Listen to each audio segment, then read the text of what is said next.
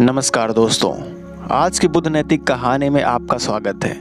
हम महात्मा बुद्ध के जीवन से जुड़ी घटनाओं को कहानियों के माध्यम से आपके सामने लाते रहते हैं। महात्मा बुद्ध की कहानियाँ बहुत ही अनमोल ज्ञान और शिक्षाओं से भरी हुई है। तो आइए अब इस कहानी को हम शुरू करते हैं। बहुत समय पहले की बात है। एक व्यक्ति अपने जीवन में अध्यात्म सहित कई महत्वपूर्ण ज्ञान प्राप्त करना चाहता था, ताकि वह अपने जीवन को अच्छे से समझ सके और किसी भी प्रकार की स्थिति या परिस्थिति उसे परेशान ना कर सके। वह जानता था कि केवल महात्मा बुद्ध ही उसकी सहायता कर सकते हैं और महात्मा बुद्ध से ज्ञान प्राप्त करने की उसकी इच्छा बहुत तीव्र थी। तो इस तरह ढेर सारा आध्यात्मिक ज्ञान प्राप्त करने के बाद अपने जीवन को बेहतर और सुखमय बनाने की चाहत में वह व्यक्ति महात्मा बुद्ध के पास पहुंचा। उस व्यक्ति ने हाथ जोड़कर बुद्ध से कहा, हे बुद्ध, कृपया मुझे अपना शिष्य बना ले। मैं आपसे बहुत सारा ज्ञान सीखना चाहता हूँ, ताकि मेरा जीवन बदल सके और मैं अपने जीवन में आगे बढ़ सकूं, अपने जीवन को बेहतर बना सकूं।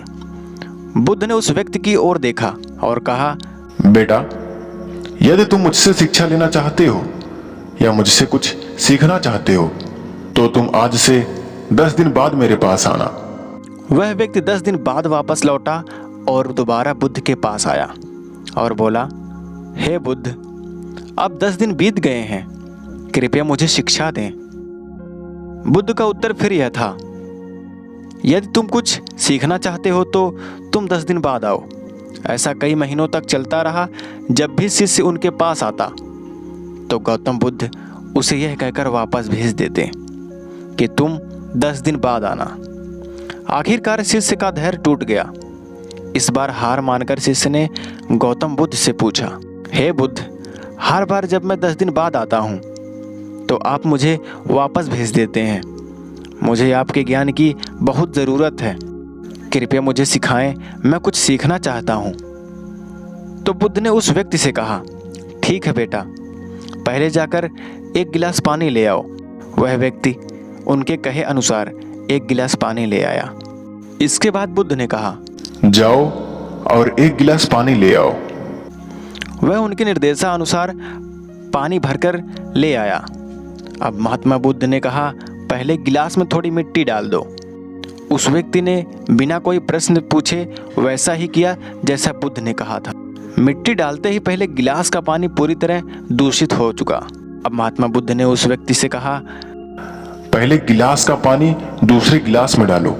इस पर वह व्यक्ति बोला, महाराज, यदि मैं ऐसा करूंगा तो पहले गिलास का पानी न केवल गिरकर बर्बाद हो जाएगा बल्कि गंदा भी हो जाएगा।